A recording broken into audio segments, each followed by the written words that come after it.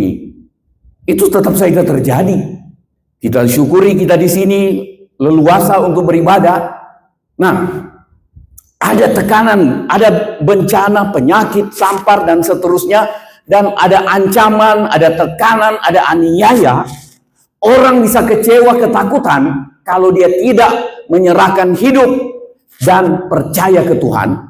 Dia bisa jadi kecewa, kemudian dia jadi tidak selamat. Itu maksudnya, supaya kita serahkan hidup kepada Tuhan, percaya kepada Tuhan. Kemudian kita berhadapan dengan keadaan sukar ini, ada penyesatan, pengajaran, macam-macam. Sekarang ini kalau saudara tidak hati-hati, kita lihat semua di YouTube, apa semua yang orang sebutkan. Kita mulai bingung. Yang benar yang mana? Yang itu dia bilang dia benar. Yang pendeta itu, pendeta besar, itu dia bilang dia benar. Ini bilang salah. Ini bilang benar. Kita mulai bingung. Mana yang benar? Saya tetap percaya begini. Kalau kita punya hati yang merindukan Tuhan, jiwaku merindukanmu ya Allah yang hidup. Kemudian kita baca firman Tuhan. Saya percaya Roh Kudus yang akan ingatkan kita, tuntun kita, walaupun kita tidak mampu mengerti dan menjelaskan dengan akal pikiran kita, tetapi hati kita mampu mengerti mana yang benar. Mudah-mudahan saudara tangkap ini. Kita terbatas, tidak harus pergi sekolah teologi dulu semua baru kita bisa tahu kebenaran. Tapi pokoknya firman Tuhan bilang, kalau kita rindu ke Tuhan, ingin baca firman Tuhan, rindu melakukan firman Tuhan, rindu hidup sesuai dengan kehendak Tuhan, maka Roh Kudus yang akan tuntun kita dalam segala kebenaran. Tujuan dipenuhkan dengan Roh Kudus bukan supaya kita bisa pamer bahasa roh, supaya sebentar-sebentar kita bahasa roh, tapi gampang sekali tersesat dengan ajaran yang menyimpang. Nah, itu yang membawa kita tidak selamat. Jadi serahkan hidup dan percaya kepada Tuhan untuk mampu menghadapi keadaan dunia yang sukar ini. Kesukaran karena kelaparan dan perang, bencana dan seterusnya. Ancaman, tekanan, aniaya, dan penyesatan pengajaran. Dan serahkan hidup, percaya kepada Tuhan, menjadikan kita kuat menghadapi keadaan sukar. Keadaan sesukar apapun yang dapat terjadi, Tuhan siapkan kita untuk kuat dalam Tuhan. Berkali-kali ada ayat dalam Alkitab, kuat dan teguh dalam Tuhan. Kuat teguh dalam iman. Tema kita untuk Natal tahun ini dan perjalanan hidup kita di tahun 2025 mendatang. Nah, pertama, percayai janji Tuhan. Percaya kepada Tuhan. Yang pertama adalah kita percayai janji Tuhan. Kalau janji kita senang percayai, iya kan? Karena dengan Tuhan tidak ada janji, tinggal janji, bulan madu hanya mimpi. Kalau dengan Tuhan, janji Tuhan, Tuhan mampu dan mau genapi. Amin. Ibrani 13 ayat 5 dan 6, bolak-balik kita baca ayat ini. Tuhan menyertai dan memelihara. Enak dengar janji ini? Amin, kita bilang amin. Janji Tuhan, ini dia. Janganlah kamu menjadi hamba uang dan cukupkanlah dirimu dengan apa yang ada padamu, karena Allah telah berfirman, telah berjanji. Aku sekali-kali tidak akan membiarkan engkau. Senang, saudara, Tuhan tidak biarkan. Dan aku sekali-kali tidak akan meninggalkan engkau. Berarti Tuhan ingin selalu menyertai kita. Amin. Tuhan tidak tinggalkan, Tuhan sertai. Ini janji Tuhan. Sangat disayangkan kalau kita ragu-ragu mempercayai janji ini. Aku tidak biarkan engkau, aku tidak tinggalkan engkau. Ini penghiburan buat kita menghadapi keadaan apapun. Waktu sehat, waktu sakit, waktu susah, waktu senang, waktu berhasil, waktu gagal. Kita ingat Tuhan janji, aku sekali-kali tidak membiarkan engkau, aku sekali-kali tidak meninggalkan engkau. Itu sebabnya katanya penulis kitab Ibrani ini, sebab itu dengan yakin kita dapat berkata apa? Tuhan adalah penolongku. Aduh, tidak membiarkan, tidak meninggalkan, terus penolong. Terus apa? Aku tidak takut. Wah, luar biasa. No fear. Bahasa Madura itu. Aku tidak takut. Tuhan penolongku, Tuhan menyertai aku. Aku tidak takut. Aku tidak takut. Itu lain ceritanya. Kita dapat berdiri teguh di tengah keadaan apapun. Karena kita tahu Tuhan ada. Iya kan? Keadaan terjadi mengerikan, menakutkan, kita tahu Tuhan ada. Gereja dibakar, Tuhan ada. Walaupun kita lihat tetap saja terbakar. Bukan terbakar, tetap dibakar. Kita mulai pikir, ini ada apa ini? Katanya aku menyertai engkau senantiasa sampai kesudahan alam.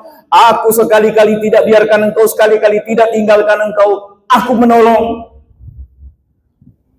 Bagaimana aku tidak takut? Sekarang aku takut Tuhan. Saudara, percayai janji Tuhan hendak mungkin hendak berlaku. Amin. Filipi 4 ayat 19 dulu baru 18. Tuhan mencukupkan keperluan. Ini janji atau bukan? Janji. Janji Tuhan sekali-kali tidak membiarkan, tidak meninggalkan. Ada janji lagi untuk mencukupkan. Senang? Senang dong. Tuhan janji mencukupkan. Ini janji yang Tuhan mau dan mampu tepati. Ingat baik-baik ini. Tuhan kalau berjanji, dia mau tepati dan mampu tepati. Kalau saya janji ke saudara mau tolong, begitu saudara perlu ditolong, saya tidak mampu nolong. Mau mungkin tetap mau, tetapi mampunya tidak ada. Uangnya sobung. Mau tolong apa? Tapi kalau Tuhan dia mau dan mampu dan tetap mampu. Amin. Teriaklah bilang amin. Gitu. Allahku akan memenuhi segala keperluanmu. Bilang amin. Kalau enggak ada yang bilang amin, keperluan saudara enggak dipenuhi. Allahku akan memenuhi segala keperluanmu menurut kekayaan dan kemuliaannya dalam Kristus Yesus. Berbahagia orang yang ada di dalam Kristus Yesus, karena cuma orang yang ada di dalam Kristus Yesus yang dapat janji ini. Dan tidak usah tuntut Tuhan untuk penuhi janji. Gimana caranya kita alami kegenapan janji Tuhan? Serahkan hidup ke Tuhan dan percayai Tuhan. Percayai janjinya. Itu iman. Dan lakukan bagian kita. Bagiannya Tuhan untuk genapi janjinya. Begitu. Nah, Allahku akan memenuhi segala keperluanmu menurut kekayaan kemuliaannya dalam Kristus Yesus. Ini ayat 18. rupanya ini dasar atau jembatan menuju ke ayat 19. Jembatan untuk menuju janji, untuk mengalami janji, ayat 18. Paulus bilang begini ke jemaat Filipi, kini aku telah menerima semua yang perlu daripadamu. Malahan lebih daripada itu, aku berkelimpahan karena aku telah menerima kirimanmu dari Epafroditus, suatu persembahan yang harum, suatu korban yang disukai dan yang berkenan kepada Allah. Pemberian jemaat Filipi, Paulus pernah katakan mereka dalam keadaan sulit, mereka dalam keadaan kekurangan, mereka berjuang untuk kumpul kebutuhan Paulus dalam perjalanan. Maaf, saya tidak sampaikan ini untuk nyindir saudara berkorban untuk pastori supaya kami bisa makan lebih enak. Bukan, tetapi kita lihat untuk alami janji Tuhan, Allahku akan memenuhi segala keperluanmu menurut kekayaan kemuliaannya di dalam Kristus Yesus. Ini jemaat Filipi, mereka kumpul persembahan mereka titip ke Epafroditus untuk Paulus dalam pelayanan. Bukan untuk menggemukkan Paulus, tapi untuk memenuhi kebutuhan perjalanan dari Paulus. Rupanya begini, dalam keadaan kita kekurangan, itu bukan jadi halangan, bukan membuat kita tidak mau berbuat apa-apa. Ada kalanya Tuhan izinkan kita hidup pas-pasan, tetapi dengan iman kita mulai Tuhan gerakkan kita dan kita berbagi di tengah-tengah keadaan yang pas-pasan. Rupanya itu dikatakan pemberian itu adalah jadi satu korban yang disukai dan yang berkenan kepada Allah. Jadi harum di hadapan Tuhan. Kan banyak kali kita dengar orang berdoa begini ya, kiranya pujian dan ibadah kami serta persembahan yang kami bawa menjadi persembahan yang menjadi korban yang harum di hadapan Engkau. Banyak kali kita dengar doa seperti itu. Harum karena seperti perempuan yang Tuhan Yesus bilang, dia maju ke kotak persembahan dan dia masukkan persembahannya 1 atau 2 peser, 2 keping uang terkecil. Ada yang lain masukkan uang emas. Wow. Kalau yang perempuan dimasukkan, beda bunyinya. Kalau pendeta dengar yang ping, kemudian wajah pendeta langsung bersuka cita.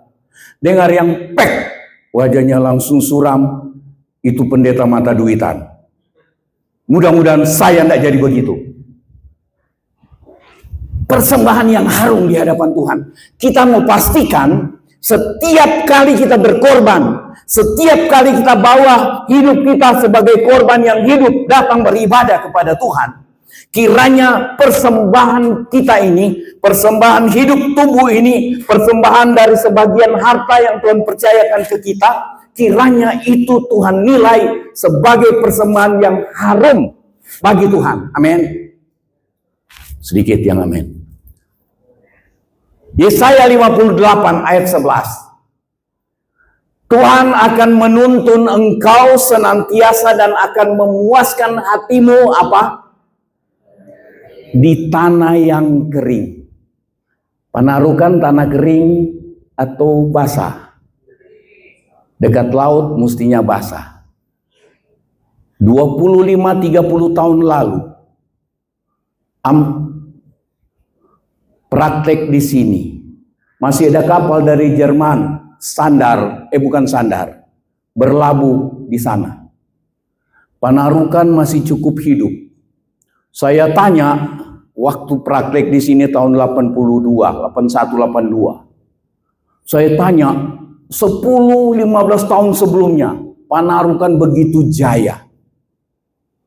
Tanah basah. Kalau sekarang mungkin sudah jadi tanah kering. Saya tidak tahu.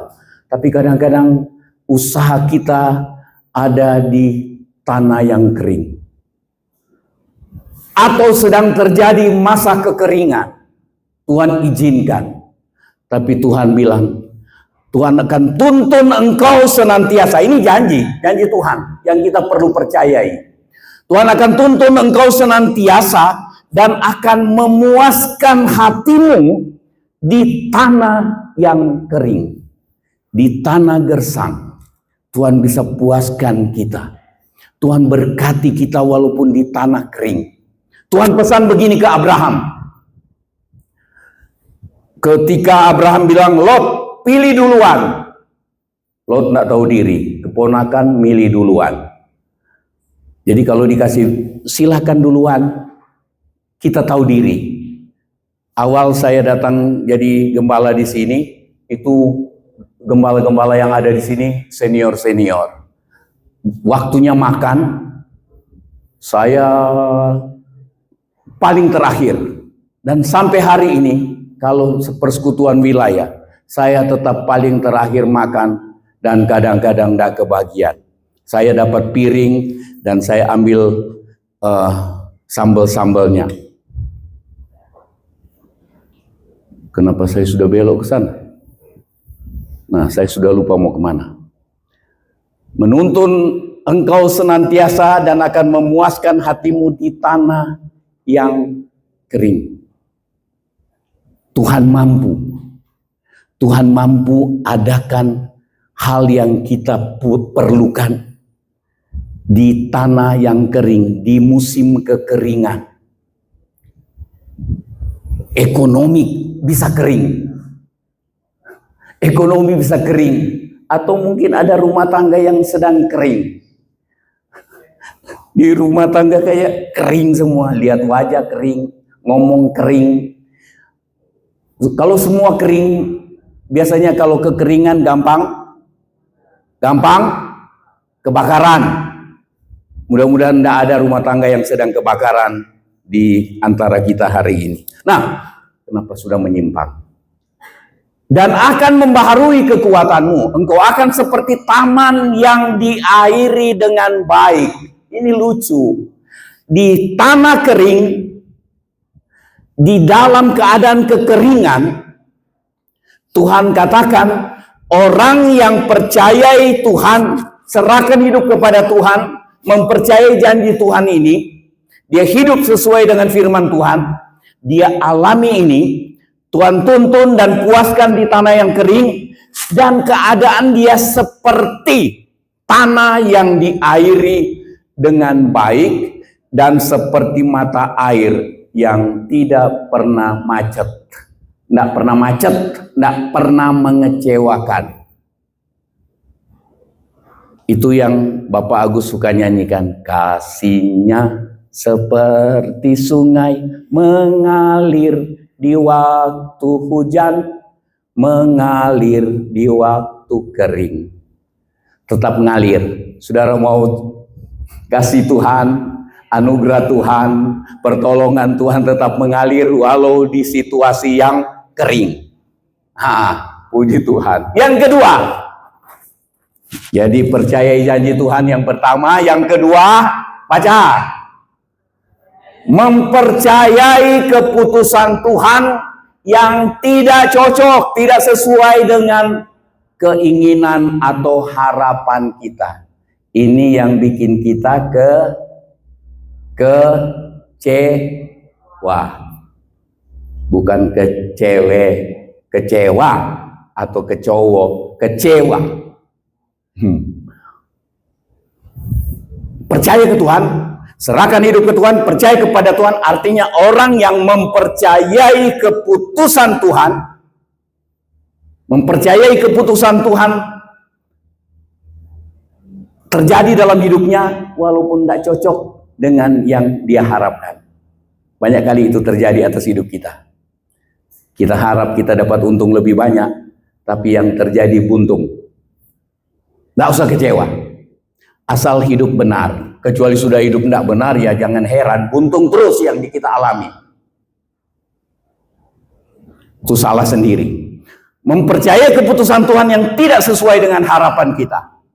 Roma 11 ayat 33, ayat yang sering. Oh, alangkah dalamnya kekayaan hikmat dan pengetahuan Allah. Baca sama-sama ini. Sungguh tak terselidiki keputusan-keputusannya, dan sungguh tak terselami jalan-jalan Tuhan. Ada yang lebih berhikmat, lebih pintar dari Tuhan? Tidak ada. Itu sebabnya orang seringkali pendeta besar, pendeta yang sudah profesor, doktor, segala macam yang tortor ada di hidupnya. Wih, luar biasa. Dia kira dia mampu selidiki Tuhan. Masa ciptaan mampu menyelidiki pencipta? Tidak mampu. Keputusan Tuhan tak terselidiki. Amin. Kalau kita percaya ke Tuhan, kita bilang keputusan Tuhan, pokoknya saya hidup benar. Apapun keputusan Tuhan, saya berdoa minta sembuh, yang terjadi mah jangan mau. Tidak ada sampai hati. Yang terjadi mati. Saya berdoa minta sembuh, mati. Saya berdoa minta ketambahan penghasilan, malah yang terjadi kekurangan. Kadang-kadang tanya juga, Tuhan, kenapa? Apa salah saya? Tuhan tidak jawab. Stefanus lihat, saya melihat langit terbuka dan anak manusia, Tuhan Yesus, berdiri di sebelah kanan Allah. Tuhan berdiri, tidak duduk. Tapi Tuhan tidak ngapa-ngapain. Sementara Stefanus ngomong begitu, batu pertama datang, pang, darah keluar, pang, 3, 4, 5.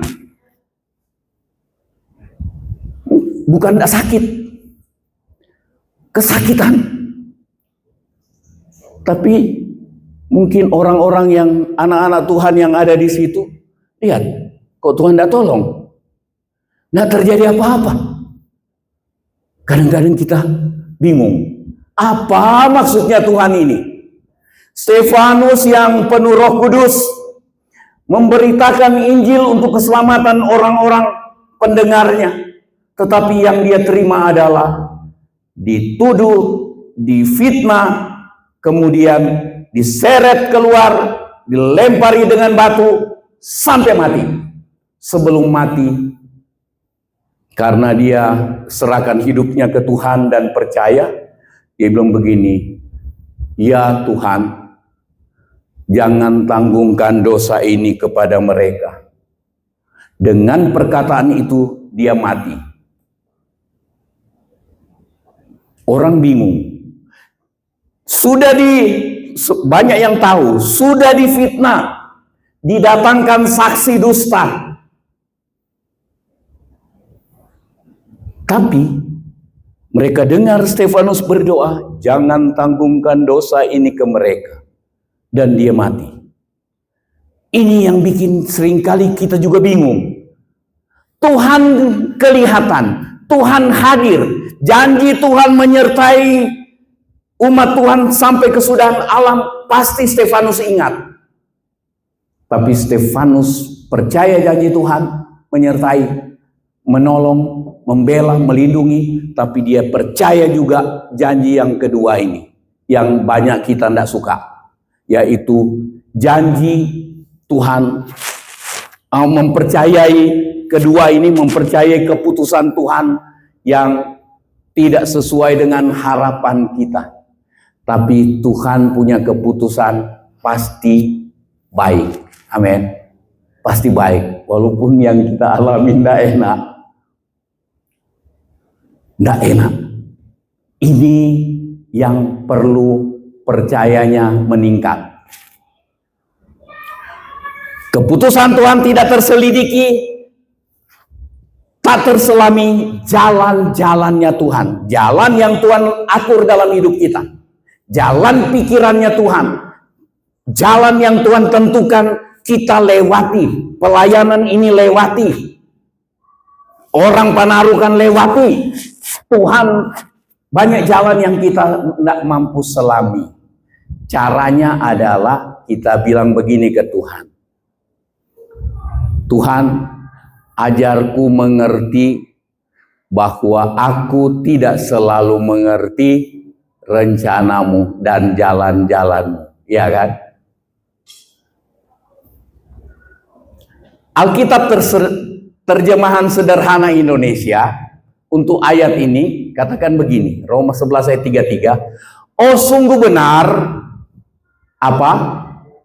Allah kita sangat baik kepada kita semua. Kalau Tuhan sangat baik kepada kita, kebijaksanaan dan pengetahuannya tidak dapat dipahami oleh manusia. Mustahil kita mampu mengerti keputusan-keputusannya dan cara dia mengatur segala hal.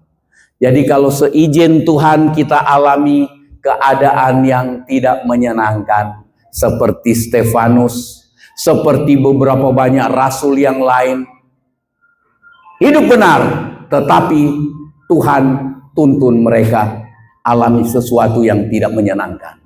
Tuhan tolong kita untuk tetap menyerahkan hidup ke Tuhan, mempercayai Tuhan. Serahkan hidup kepada Tuhan dan percaya kepadanya.